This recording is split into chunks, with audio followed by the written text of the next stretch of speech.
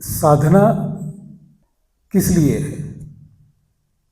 ये साधना आपको क्या दे सकती है? इन दिनों में इस साधना से परिचय भी होगा,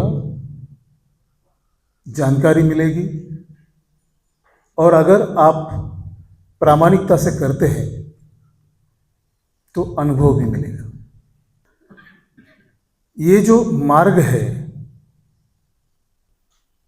दुख मुक्ति का मार्ग है। आजकल आप YouTube पर सर्च करोगे तो बहुत सारे नुस्खे मिल जाएंगे। कोर्स करें और आपका मन बिल्कुल शांत हो जाएगा, ऐसे दावे करने वाले वीडियो आपको मिल जाएंगे। हो सकता है कि फायदा भी होता होगा उससे। अब तक जितनी भी साधनाएं हैं उन साधनाओं में मान्यता है, आपको मानना पड़ता है और फिर आप आगे बढ़ते हो।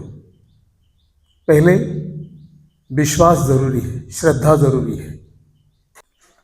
इस साधना में ऐसा नहीं, पूरी तरह से लॉजिकल, बुद्धि को समझ में आने वाली।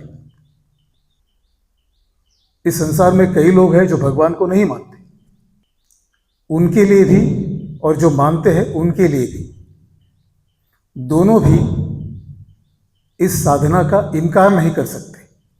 इसके पीछे जो लॉजिक है वो। अब क्यों इस साधना की आवश्यकता है प्रत्येक व्यक्ति को? क्या आप सब लोग भगवान को मानते हैं? सब मानते हैं? अक्सर ही हम शिविरों में पूछते हैं लोगों को, और लोग भी जवाब देते हैं कि हाँ, हम भगवान को मानते हैं, हमारा 100% विश्वास है। भगवान किस लिए भगवान की कल्पना की मनुष्य ने? प्राचीन काल से, अभी से नाही। कशासाठी केली असेल सांगा बघू? देवाची कल्पना कशासाठी निर्मित झालेली आहे? अपने भय से जो हमें अंदर ही भय लगता है बहुत सारी अलग अलग चीज़ों का, तो जब हम ध्यान करते या भगवान का नाम लेते तो वो कहीं ना कहीं कनेक्टिविटी होती है और ऐसे लगता है कि हम उसका अंश है, स्वरूप है, तो हमें उससे यानी आसानी से हम सुरक्षिता महसूस करते हैं। अगर आप वेदों की ऋचाएं देखेंगे या जहां से भी खतरा नजर आता है, उनसे बचने के लिए देवी देवताओं की प्रार्थना है। और मानने से क्या फर्क नजर आता है? एक एनर्जी मिलती है आपको।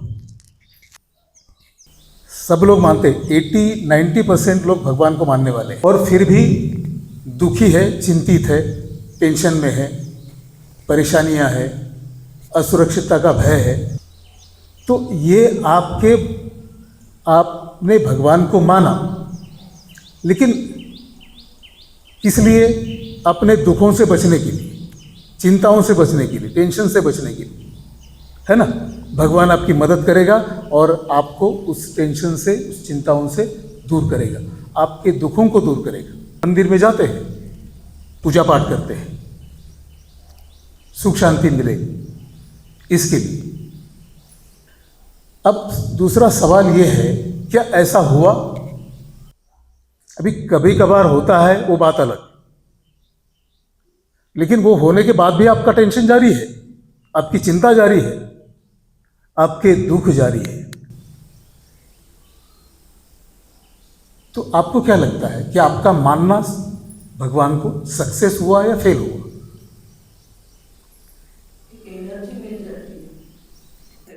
एनर्जी मिल जाती है कि अपने पीछे कोई तो है। हाँ, जो वही ये जो शक्ति है। मान्यता है आपको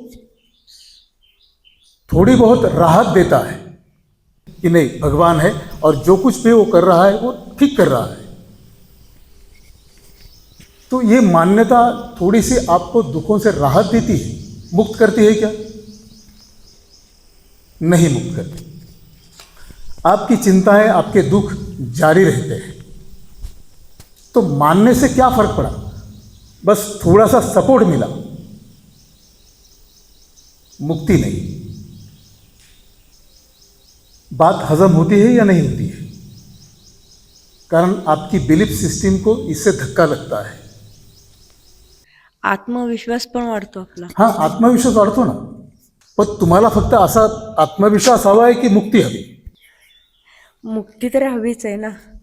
नाही, मुक्ती हवी असेल तर मग मान्यता तुमच्या उपयोगी पडली नाही तेवढी, हे स्वीकार करावं लागेल. बरोबर. बरोबर की नहीं? मेरे सारे दुख भगवान दूर कर देगा, फिर आपके लिए कोई रास्ता नहीं, फिर वही रास्ता रहेगा.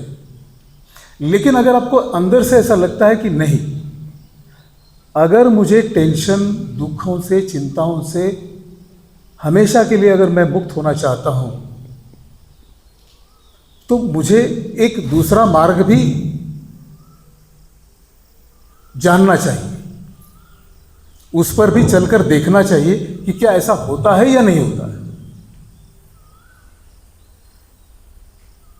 फिर आप दूसरा राह पर आप निकल सकते हैं. और ये दूसरा मार्ग है. एक है आपका श्रद्धा विश्वास का मार्ग. क्या वो गलत है और ये दूसरा मार्ग सही होगा, ऐसा कुछ है? कारण उस साधना की भी आपने जो जरूरत है वो पूरी नहीं की. विश्वास का मार्ग क्या चाहता है आपसे? दुखों से मुक्त होने के लिए, या आपको मदद मिलने के लिए, भगवान का साक्षात्कार करने के लिए क्या चाहता है वो मार्ग? समर्पण चाहता है.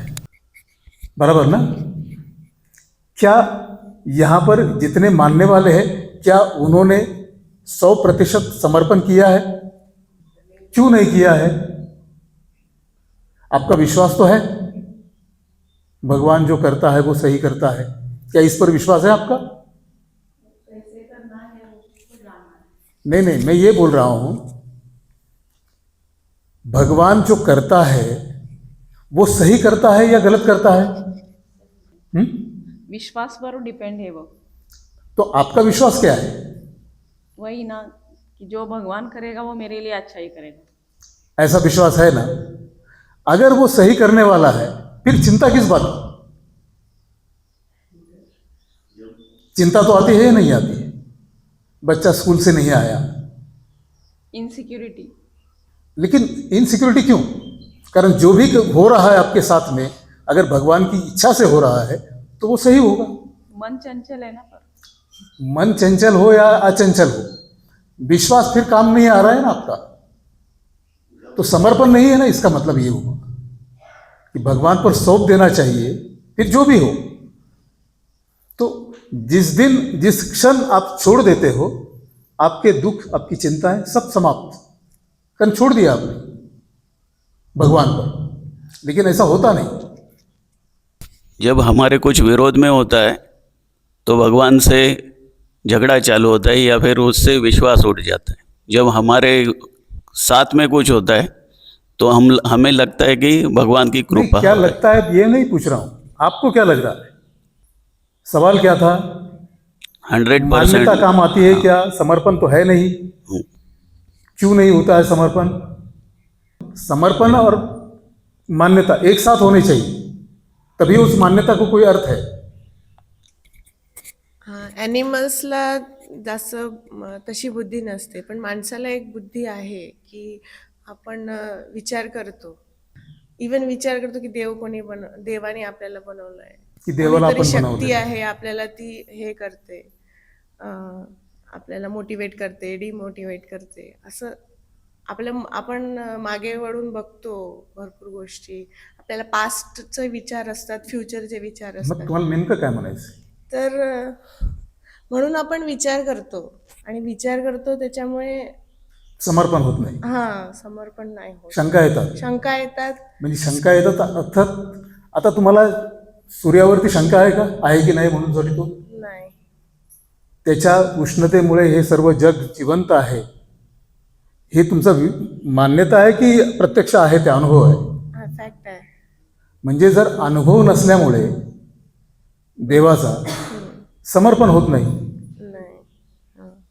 आणि समर्पण न झाल्यामुळे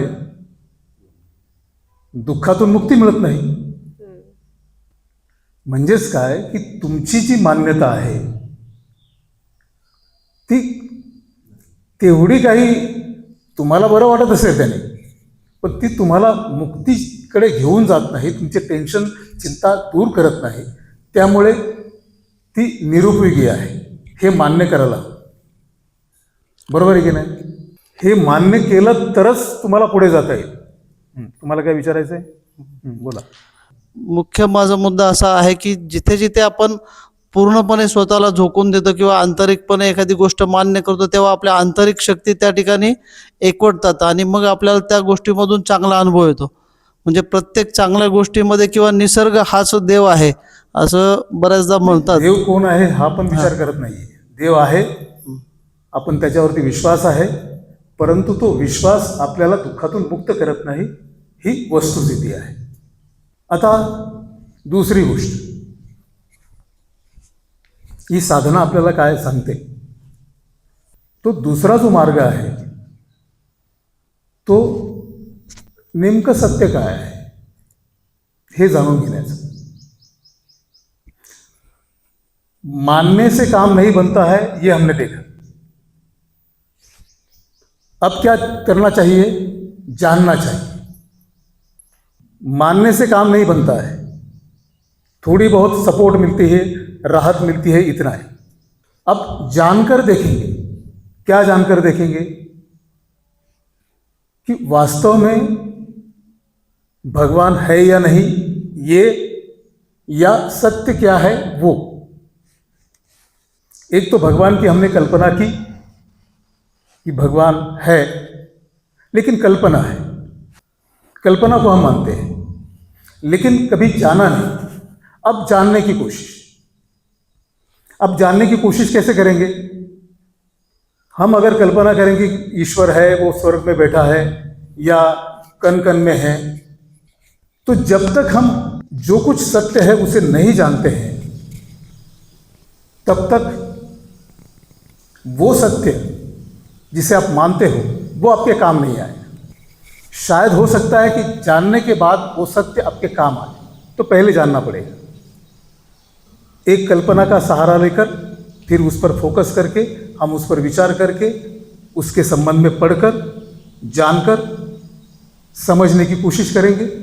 लेकिन ये करके देखा लोगों ने, फिर भी समाधान नहीं. और क्या प्रैक्टिकल करें जो बिल्कुल इमेजिनेशन नहीं, कल्पना नहीं, वास्तव है. और ये वास्तव जानने की जो प्रक्रिया है वो ये साधना आपको देती है, सिखाती है.